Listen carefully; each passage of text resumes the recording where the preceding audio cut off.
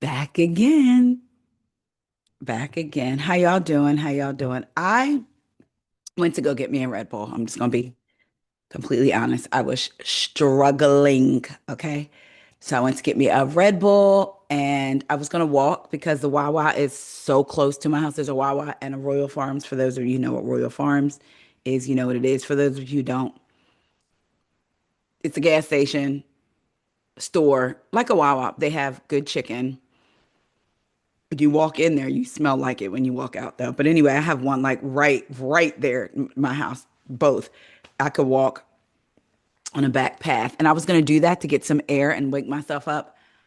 I stood up, I couldn't do it. So I hopped in my car real quick and went and got a Red Bull, and I'm back. All right, y'all, it's Saturday. Let's get into some things. Again, this is according to People magazine. Real Housewives of Atlanta's Monetta Shaw Carter, 45, reveals she was diagnosed with breast cancer. It is an exclusive.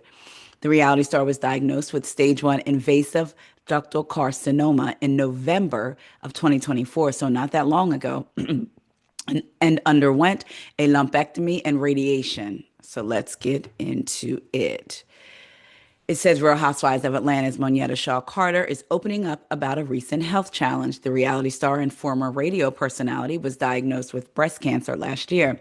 I had a biopsy about 10 years ago and it came back benign, she tells People exclusively. Then last year in September, I was doing a self check because I felt this random sensation that I can't really describe in my left boob. It was like nothing I'd ever felt before. It was literally like my body was alerting me that something was wrong. 1 month later, at her routine mammogram, doctors found a lump. She was diagnosed with slow growing stage 1 invasive ductal carcinoma in November. After a lumpectomy in January and 16 rounds of radiation, she rang the bell on May 2nd to mark the end of her treatment. Shout out to Monyetta for being able to ring the bell. How many? 16 rounds of radiation and a lumpectomy. So shout out to her. Again, she rang the bell May 2nd.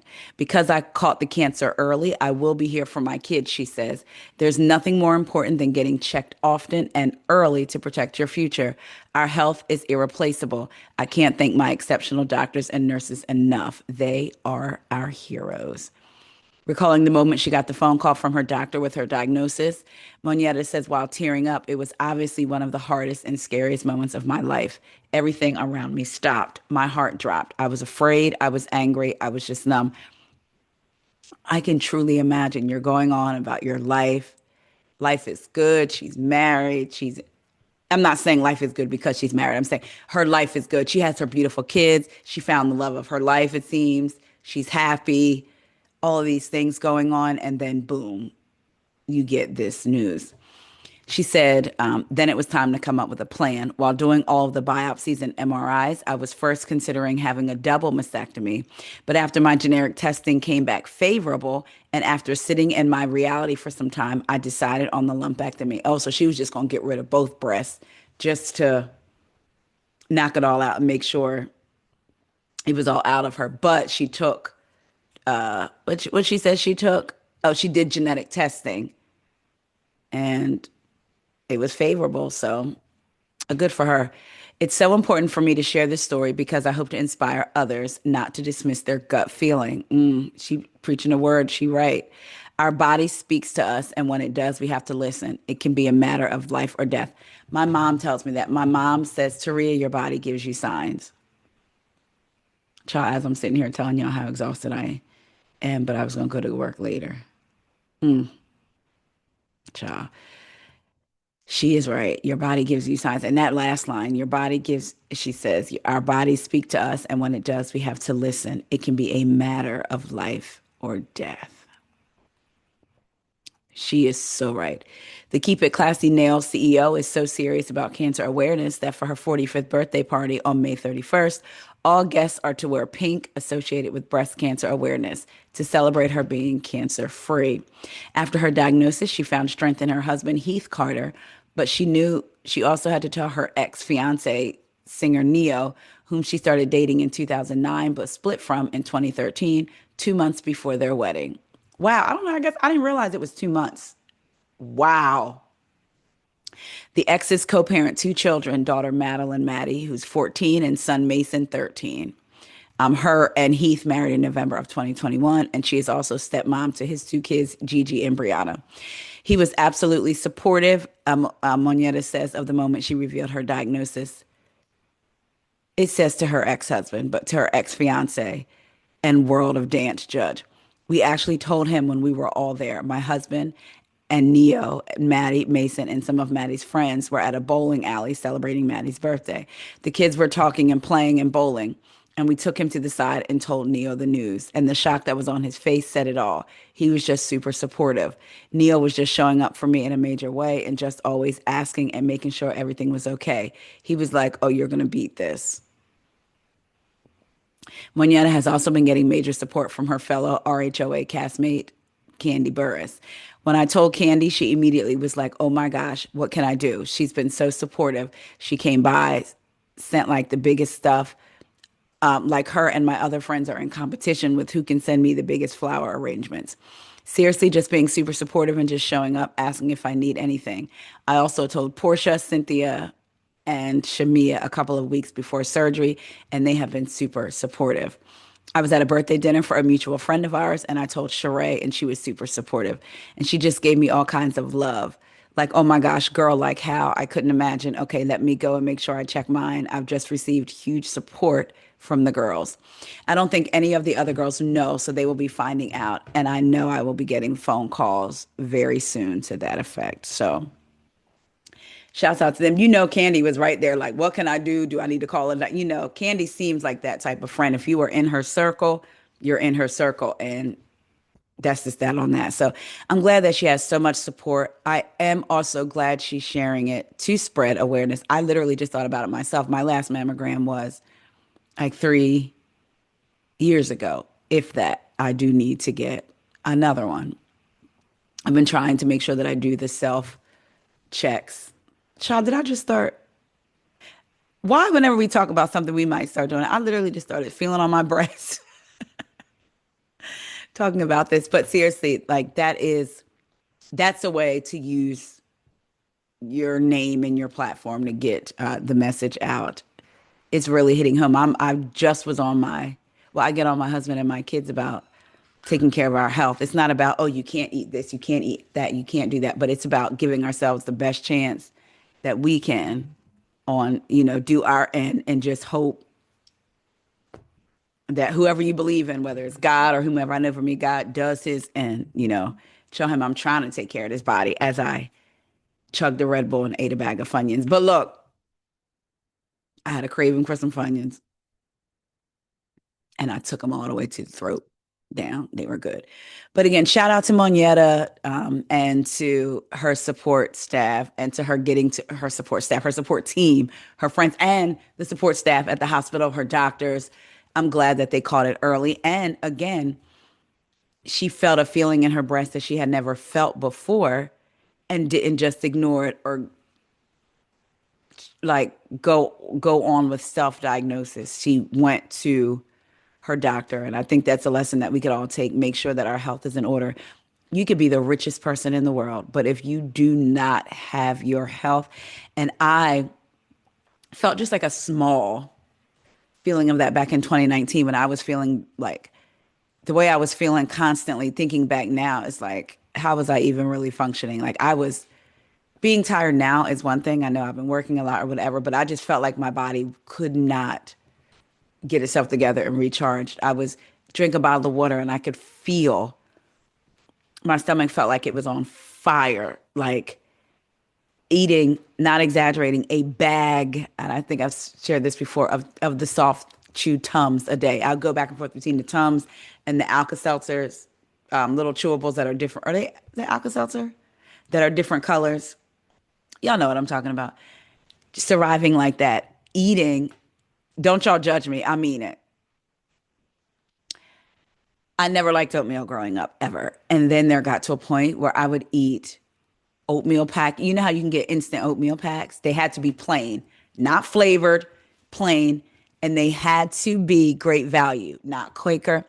And I would rip open that pack, y'all, and I would tear me a pack of raw oatmeal up. I mean, it got to the point where my uncle was like, "You're gonna be like a bird and explode." And I was like, "No, I'm not. I'm fine." And I was eating cups of ice, cups of ice, cups of ice. And I had been found out I was anemic at 16. Then you know how you just young and just going through life or whatever. And I was eating cups of ice, and then my teeth were hurting. So then I would be taking BC powder without water, just straight. BC powder, for those of you that don't know, is aspirin crushed up. And it would be in a little white, almost like a gum wrapper. Y'all would take that out, just dump it. And I was tearing up. It got to the point where I was up to like 6 or 7 packs of dry oatmeal a day. A day. I'll never forget a girl that I worked with was like, "Look at you. You look like a crackhead," because I had the oatmeal and I like either coughed or sneezed and it blew up on my nose. So it looked like I. So I got rear-ended in an accident and went to I had to find a doctor and all this other stuff. And because I had been avoiding a doctor, and she ran all my numbers and she said, "Oh, we're going to get you healthy." When I tell you it was not good, it was not good. So, but since then, I've been really trying to pay attention to my body, what I eat, how different foods react to me, why this, why that, swelling in my body, like what's going on. So I'm really glad that Monetta mentioned, just told her story and shared it again about the different feeling in her breast. Hey, that's not normal. And understanding that her body was telling her something. So shout out to Monetta again. Thank you. If you should ever see this, thank you for that reminder to make sure that we are taking care of ourselves, child, from the rooter to the tutor to the tips of our toes. Next up, just a little bit more Atlanta news. I think we already heard this when Shamea was on Watch What Happens Live, but I figured, what the heck? We already knew it anyway, so let's get into Shamea was on Bravo, Bravo, effing Bravo. I guess that's Kate's. I don't know, is that a new show with Kate? She made a very big deal about Drew hanging out with Dennis, her ex. What do you think about Portia then filming with Drew's ex, Ralph? I think we know what Shamea thinks. I think it's okay. I'm the one that invited her. Yeah. It was just a dinner disclaimer that we were all at. I just felt like I needed a witness so that everyone knows that Ralph and I were not on a date. Mm-hmm. Ralph and I have worked together in the past. I hosted a podcast. It was like The Real Husbands of Atlanta with Todd, Candy's husband, and it was strictly business, helping a friend out. I'm still married. There's no interest there for me. So I needed it to be very clear. That's why I brought Portia along. And then, I let her get her a little lick back. Yeah. Portia made a very big deal about Drew hanging out with Dennis, her ex. What do you think about Portia? Clearly, we knew. That's why we knew that Shamea was doing it so that Portia could get her lick back. I think that's the main reason, not that she was meeting with Ralph about doing any business. I wish she would just say that. Say, Ralph, I wish she would say, Ralph called me. And I took it as an opportunity to be like, all right, this may not turn out to nothing, but Portia gonna get her lick back, rather than acting like you really thought he was gonna do something.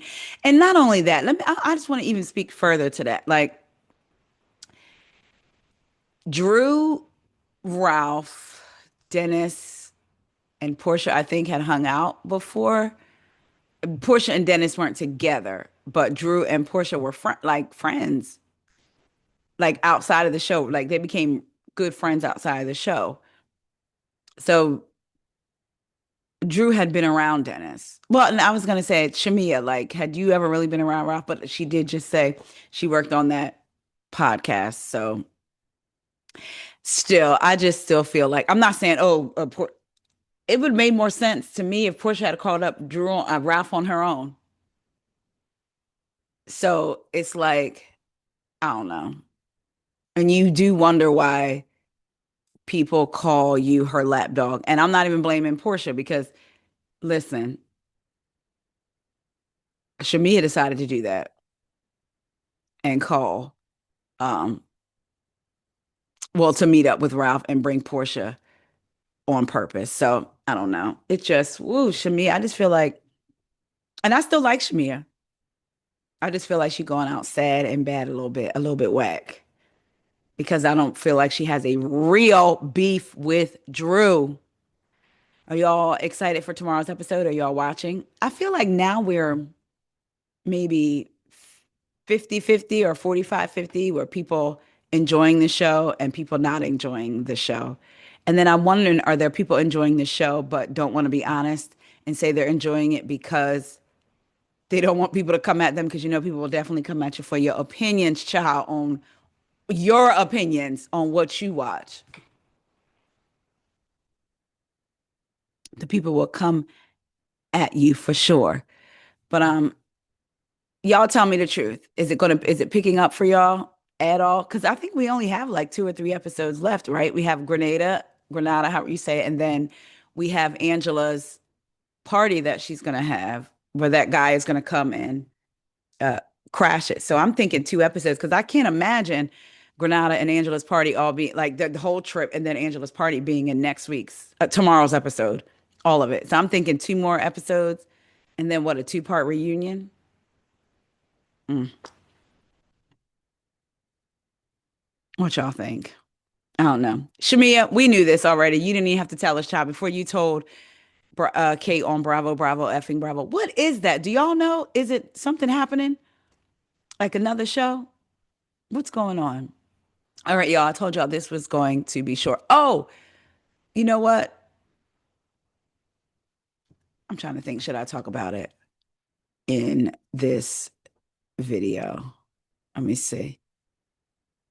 Yeah, I'm gonna talk about it in this video. All right, so shout out to Giorgio Says. I met Giorgio in February of this year, when he came to Kempire's After Dark, the tour, which by the way is coming back to DC in August.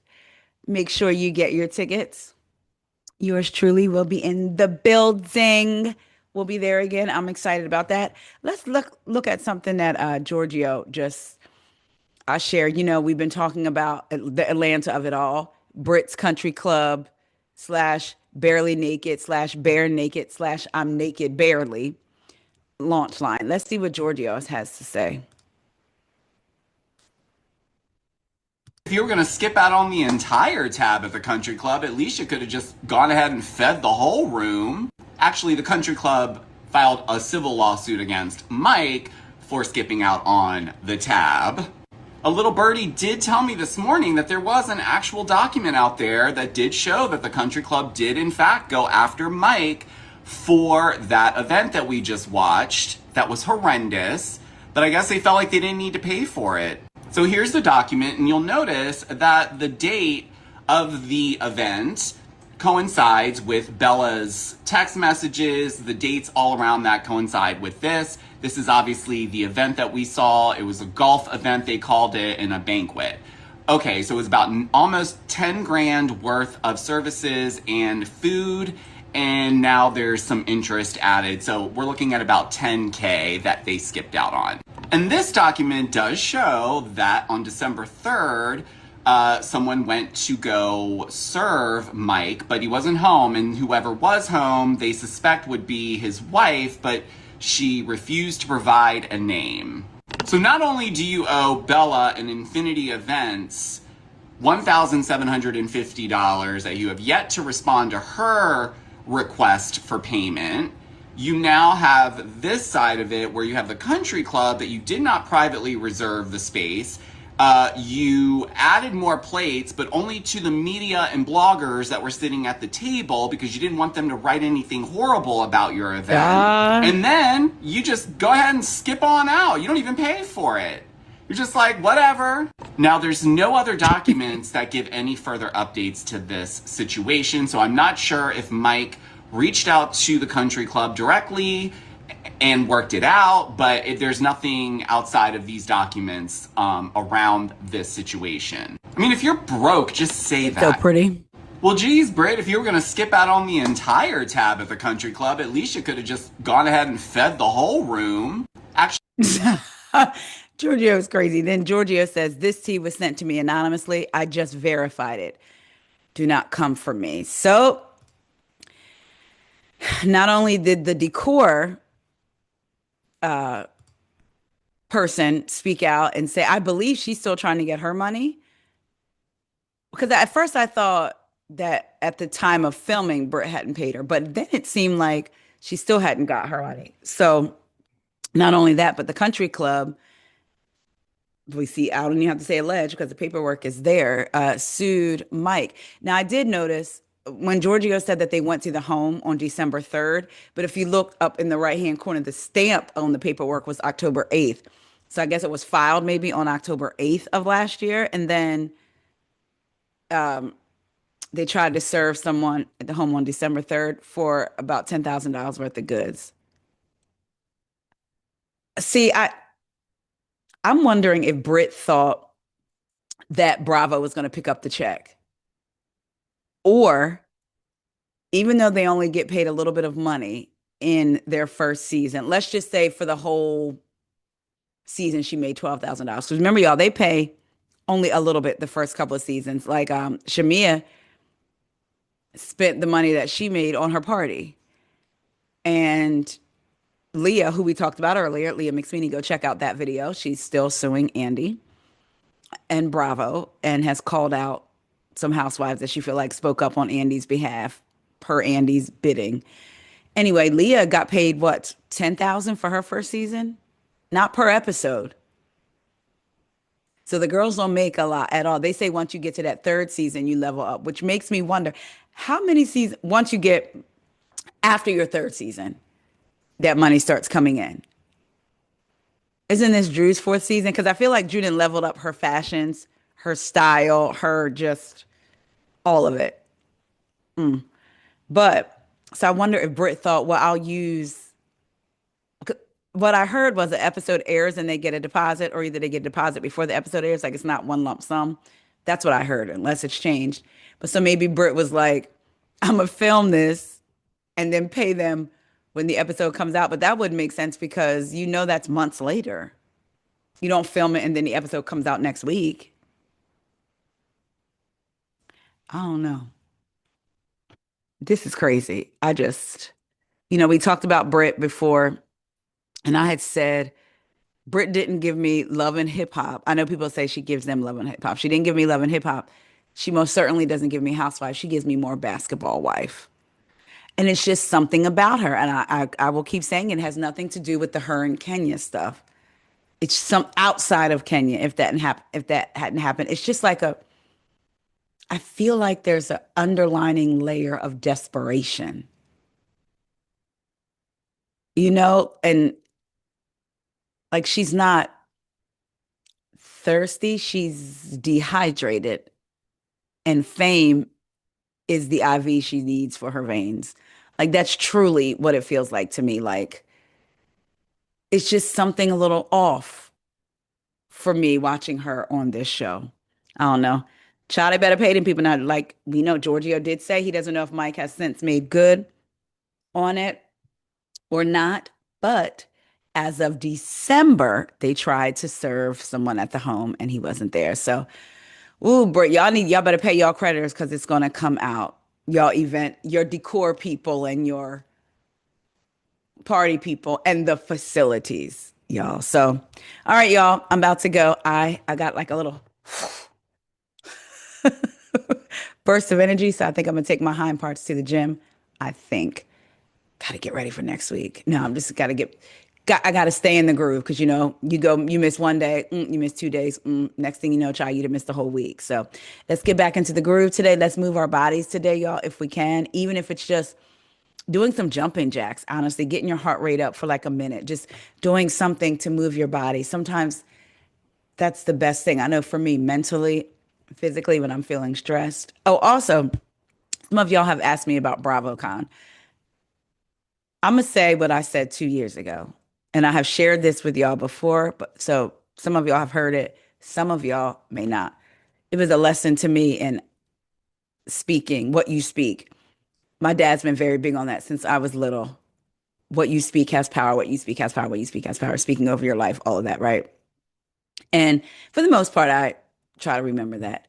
2 years ago, people were asking me, "Are you going to BravoCon? Are you going to BravoCon?" And I said, "Yeah, if somebody pays for, if I said yes, if it's completely paid for, tickets, hotel, flight, all of that. Otherwise, I'll be here." And I said it more than once.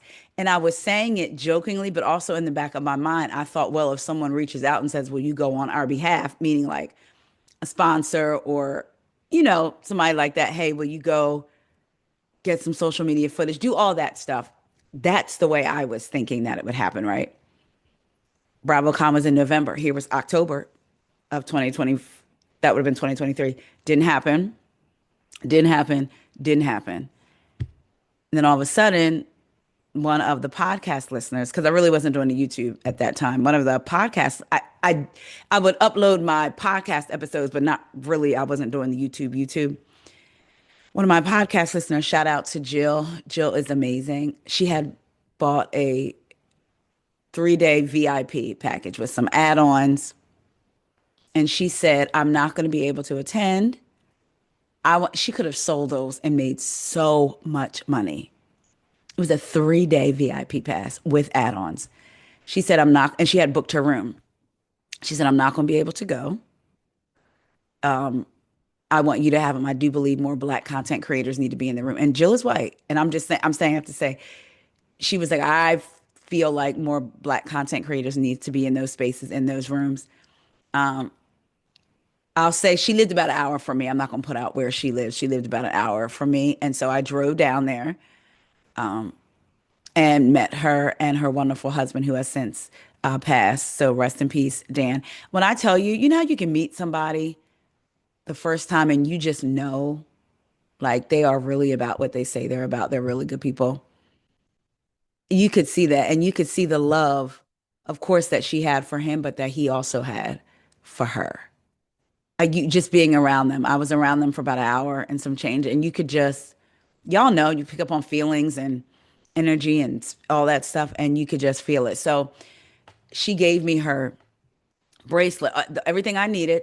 It gave me swag that she had prepared, paid for my plane ticket, and kept the room booked in her name, paid for, and just put it in my name. I say that to say, I was saying, when people were asking me, I just kept speaking of somebody pays for it, somebody da da da da. That's what I put out there, thinking it was going to come from one way, but it came from a totally different way. So when you're speaking things and manifesting things, don't close yourself off or be so caught up in how you think it's going to come about, because it could come from somewhere totally out of left field that you didn't know. Just keep your mind truly open. And if you are a person of faith, don't put your faith in a box. Don't limit your faith. I say that to say, BravoCon 2025. It's June. Well, it's May 31st, June tomorrow. You won't see me there if, well, people are saying, "Are you going? Are you going?" If somebody pays for it, and that includes hotel room, airfare, tickets. So just putting that out there again. And like, I'm joking, but I'm serious. But if I don't go, it's not a big deal. I got to go. I had a wonderful time. I think if people are interested in going and they can go, because don't go into debt to go, because there was a part of me that felt like, I've interviewed a lot of these housewives, so I'm not going to go pay to see them. But it's actually, honestly, it was more so about connecting with other creators. I mean, Kempire had just been on my channel weeks before, my podcast weeks before. We talked about him going to BravoCon. It was literally like not even a month before BravoCon. And I didn't mention it because I didn't know I was going. I didn't find out until like 2 weeks before that I was going. And I've told this story before. I was standing in a room where they have like housewives are selling their things. And I'm talking to my friend Dan, shout out to Dan. And I look over and I literally lock eyes with Kempire. And we spent the rest of our time there together, going to panels, getting to know each other. So it was about connecting. I saw Rachel Lindsay there. I got to have some FaceTime with her, asked her, would she come on the podcast, emailed her, and then, she was on the podcast last year. So to me, it was more so about connecting with people. I mean, the housewives, meeting them and everything are great or whatever. But when you can connect with people that do this, and then real friendships develop out of them, I think it's a great thing. Bravo has brought a lot of people together, I think, and friendships have been born of that. So Anyway, I say all that to say for people that are asking me, there's my answer. If it's paid for the tickets, VIP, because I could not go backwards, via plane ticket, airline, and hotel. Okay. And then I started to say, well, this year I'm gonna say, well, just as long as the tickets. No, girl, you said all of that before. Say it again. But yeah, so that's that. If y'all are going, let me know. If so, I think y'all are gonna have a great time. I never been to the other ones, but I know that one at Caesars was beautiful. I think the location was cool. It was nice weather. So if you're planning on going, I know that you're going to have a really, really good time. But all right, y'all, I love y'all so much, and I will talk to y'all later. See ya. Remember, don't put your faith and your beliefs and your manifestations in a box. And don't try to dictate where those things are going to come from. Be open so that all your blessings and everything your heart desires can come to you. All right, y'all, that's enough. Peace.